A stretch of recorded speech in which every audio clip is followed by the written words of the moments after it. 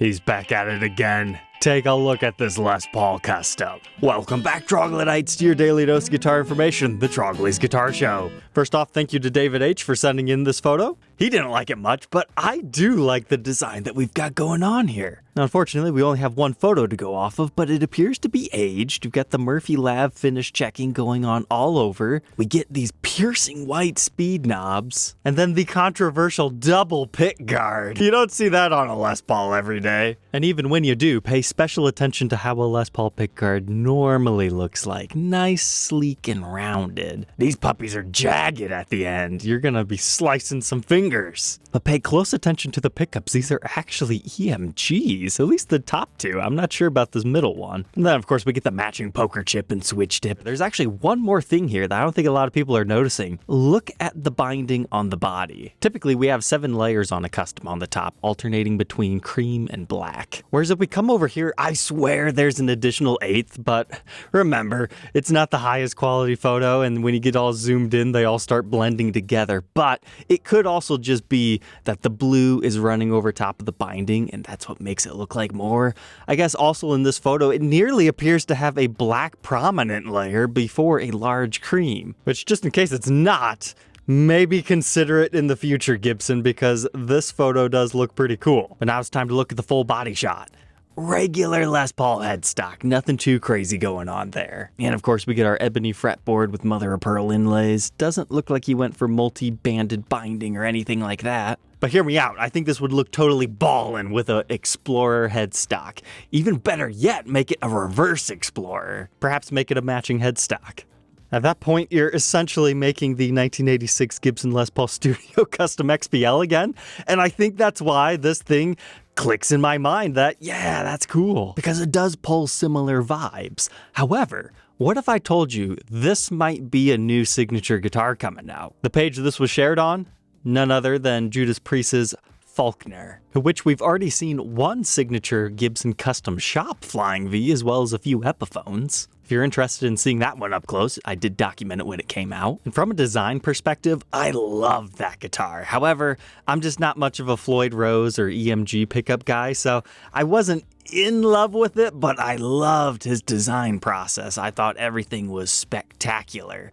So, we actually talked a couple of months ago of how they were toying around with a different signature guitar for him. It was an Explorer dressed up very similarly. His whole thing is double pickguards, so how do you double pickguard an Explorer? Well, I guess you can extend it down a little bit farther. I still think that one's good enough for a release too, even though I can appreciate that not everyone would enjoy that, but there's such a lack of cool signature Explorers in the modern age. We need to bring them back to the 2010s. However, just because an artist gets a new guitar that's all customized to their stuff, like his even has the special inlay, all the other appointments that we saw on his first one, that doesn't mean it's going to happen. It might just be a one-off for him, or hey, how about you tour with this for a couple of years, and then we'll see how the market responds to that. But if you notice something about the new Les Paul, it doesn't have a Floyd, so I think people who passed on the last one because of that might be more willing to buy the Faulkner Custom because of just how unique it is with the double pickguard, and everybody loves the blue finish. But it certainly is fun to see it in a few different lighting situations, like the lacquer appears a lot more yellow in this one. And going back to this photo, it just actually appears to be the regular binding. But something to think about if you guys want to get crazy. I do find myself missing his signature inlay here. It might not be for everyone, but it's his thing. I would anticipate an $8,000 price tag on that. Well, I suppose you have to take in the Murphy tax as well. Maybe $9,000. I mean, looking at this is a 68 reissue custom, which is a little bit different. However, it's a similar antique pelham blue with aging. They'd just be routing it for a third pickup and put in different pickguards on it. Wouldn't be too bad. And if we're not going for reissue specs, maybe they can get it down to $8,000. I think that'd be a sweet spot. But if it never happens, I guess you could just buy one of these and get very, very close after taking it to your favorite guitar modifier. But next up in our guitar journey, I saw this get listed, and it just happens to blend in beautifully with tonight's episode. Mariano's Vault over in Indianapolis has a Gibson Flying V Custom in satin ebony, Faulknerified.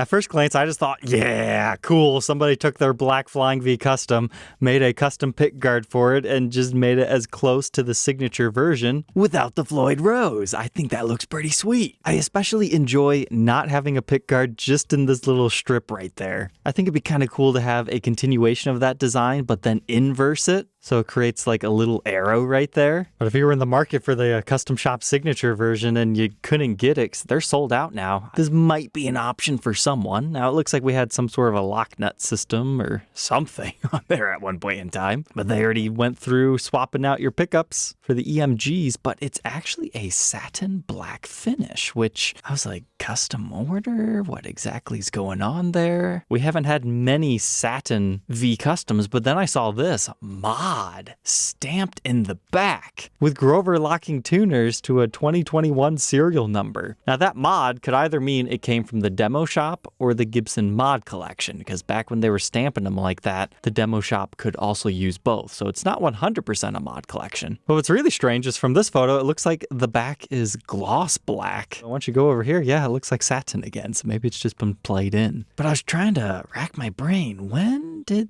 they do this? Because let's face it, I look at them every week. I make an episode, then I also edit it. These things stick in my head because of the process that I do. And this did not leave the Gibson mod collection or demo shop looking like this, because that one is too unique. So what's actually happened here is he made modifications after the fact to a mod collection guitar.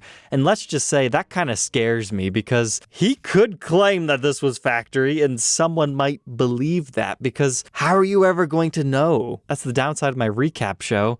It's not really easy to look up a guitar, but you can casually view it every week. Now that said, I don't think he's trying to deceive anyone. He says it's a one-of-a-kind Flying V Custom from the mod series, finished in satin ebony and stamped as such on the back, and that it's been thoroughly upgraded with a bunch of Faulkner-inspired modifications. The only thing I wish he would add to that listing is upgraded by me, because somebody might think, oh, Gibson did these mods, and then the whole story gets skewed throughout its entire life when it gets bought and sold. But that is available for $4,500. So essentially a Gibson version of the Epiphone version. But one thing to note between the official one, the pickguard is slightly different. It's a little chunkier over here, covers more of the guitar. I kind of like it and kind of don't at the same time. You also have the output jack on the front, and he definitely modified where everything was. But it's also a lot cheaper than $9,000 and not that much more than what people are asking on the Epis. I've got a couple other fun ones for you guys tonight. This was listed as a Les Paul 57 Junior all gold for $3,150. But I have not seen many all gold Les Paul Juniors, so this was a must click. Came out in 2018, so that makes sense. Bankruptcy imminent. Let's do as many limited edition fun colors as possible to get all the sales. And I've got to say, this turned out fantastic. It's got a little bit of finish checking to it. Apparently that happened while in transit to him when he first bought it. But wouldn't it be cool if this thing had a dark back? So it's like a Les Paul standard, but without the maple top. But no, it's just all gold on the back too, which there were some 50s originals done up like that as well. And $3,000 for a custom shop Junior.